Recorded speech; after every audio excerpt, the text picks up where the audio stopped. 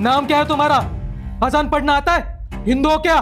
असं विचारत 26 पेक्षा जास्त निष्पाप लोकांचा जीव घेणाऱ्या आतंकवादी हल्ल्याची टीआरएफ म्हणजेच द रेझिस्टन्स फ्रंट या आतंकवादी संघटनेने जबाबदारी घेतली। पहलगाम मध्ये सैन्याच्या वेशात येऊन भ्याड हल्ला करणारी ही टीआरएफ संघटना 2019 लाच म्हणजेच जम्मू काश्मीर मधून कलम 370 हटवल्यानंतर स्थापन झाली असल्याचं बोललं जात आहे। टीआरएफ ही पाकिस्तानी आतंकवादी संघटना लष्कर-ए-तैयबाचा एक असा मुखवटा आहे ज्याच्या पाठीमागे लपून ते आतंकवादी हल्ले घडवतात। पाकिस्तानने या हल्ल्याशी संबंध नाकारला असला तरी टीआरएफचा मास्टरमाइंड सज्जाद गुल हा पाकिस्तानमध्ये बसून या आतंकवादी संघटनेला कंट्रोल करतोय। तसंच टीआरएफला पाकिस्तानी गुप्तचर संस्था ISI कडून फंडिंग पुरवलं जातं अशी माहिती सूत्रांकडून मिळते।